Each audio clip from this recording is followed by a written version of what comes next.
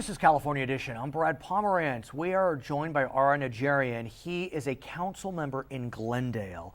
And so I want to get a sense from you how Glendale is doing during this epic drought. It's a nice mid-sized city in the San Gabriel Valley, kind of an example of any city in our great state. How are you doing? How are your residents doing? First, thanks for inviting me, Brad. Of course. My pleasure to be here. Thank you. We are taking pretty significant steps towards dealing with this. The state declared and mandated that we create declare a water emergency in June. Right. And we have passed an ordinance, mandatory water conservation, which are significant and serious steps for all the homeowners and businesses to take heed of, but not so onerous as to change their way of life totally.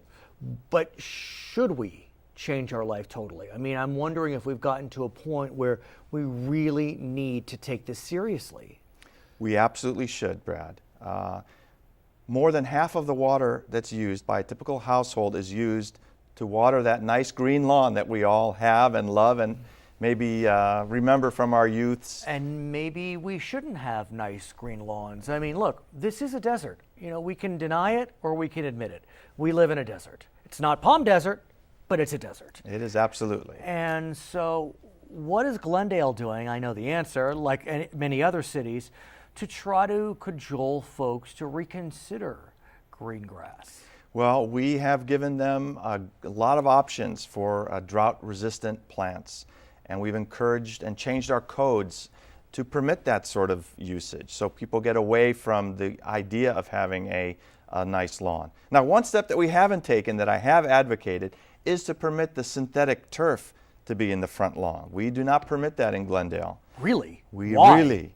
Well, some people say that it doesn't look quite the way it should on a front lawn, cheesy, tacky, along the ways of the pink flamingos. It also doesn't look good when you don't have water to drink. Right. Absolutely. I think now those who are against that are realizing that, hey, having a synthetic lawn up front looks great, doesn't take any water, hardly any water. Yeah, but I mean, this is not 1977. I mean, yes, the lawns in 77 that were artificial look cheesy with pink flamingos. I mean, artificial turf has come, into the 21st century. It's very high quality and very adaptive and very user-friendly at this point. So do you anticipate Glendale will change that ordinance? I have asked for that ordinance to come before the City Council to vote to permit residents to put a tastefully decorated and planned front synthetic lawn.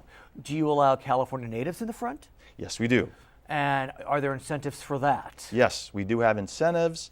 We encourage, we're not a financial incentive. Really? The financial incentives come from MET, come from the MWD. Oh, okay. Where that comes in. But we want to encourage them in every other way. We have designers and landscape engineers who are ready to give advice on type of plants and how to place them and the best way to make your yard the second best choice if your first choice was a lawn.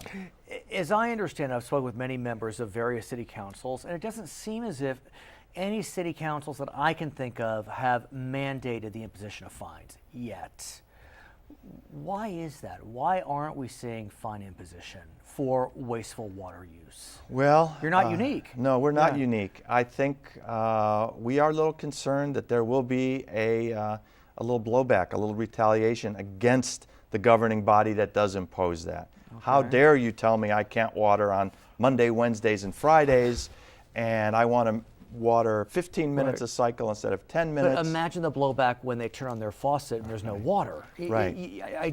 And I'm not targeting you specifically, but this is serious. I mean, I want to hold up this map again. I mean, look at this map. This is the drought monitor's map. Every single part of our state is in drought, and the most severe color, I will call it, is the dark maroon. That's a huge swath of California, and if I look correctly, that's LA County at the very bottom, including Glendale. It certainly is. So we're trying to ease people into the idea of restricting their water use, and eventually, Brad, we will be imposing fines, and we also have a drought rate, which is an extra surcharge because of drought conditions, which we have not yet imposed, but we can impose at any time.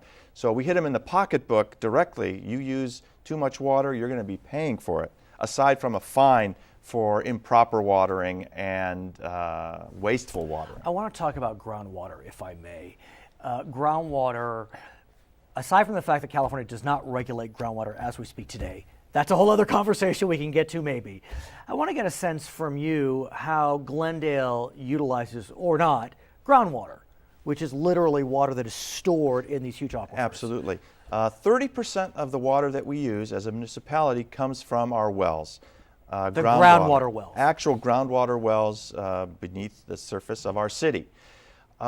We have a little problem in Glendale and some parts of Burbank where that water is contaminated. How? By chromium-6, which is a byproduct of manufacturing. Actually, it was used as a rust preventator, and it has created a plume. Imagine a contaminant in a pool of water, and it sort of spreads out slowly.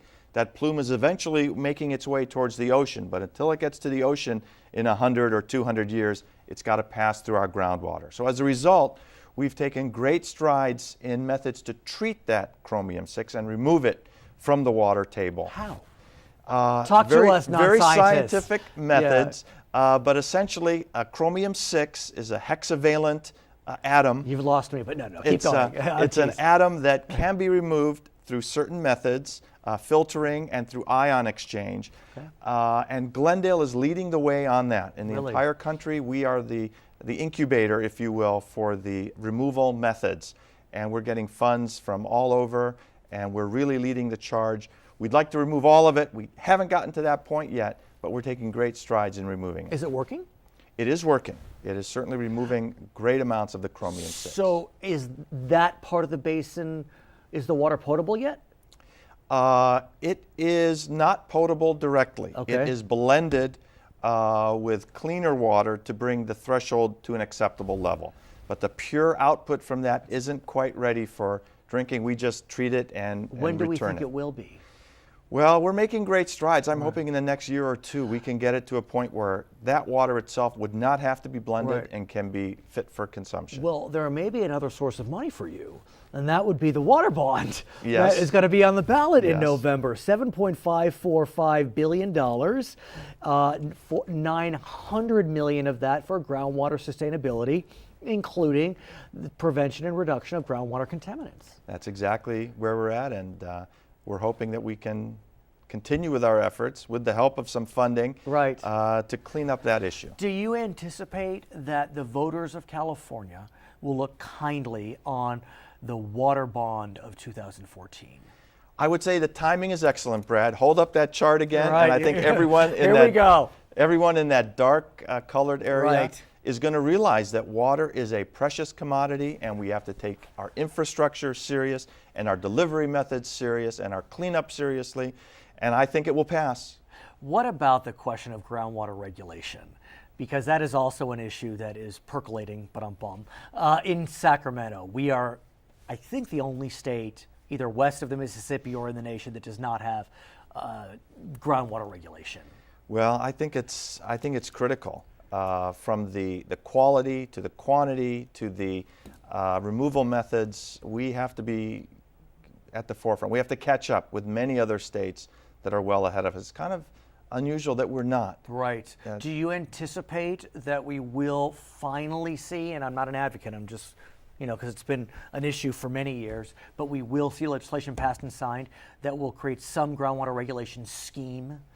If I had to bet, I think we would see one very soon, very soon. This whole water issue has brought the crisis into an acute focus, and everything from the water bonds to the groundwater regulation to delivery systems to usage is going to be regulated because we need the water more than anything else in this state. His name is Ara Najarian. He is a member of the Glendale City Council.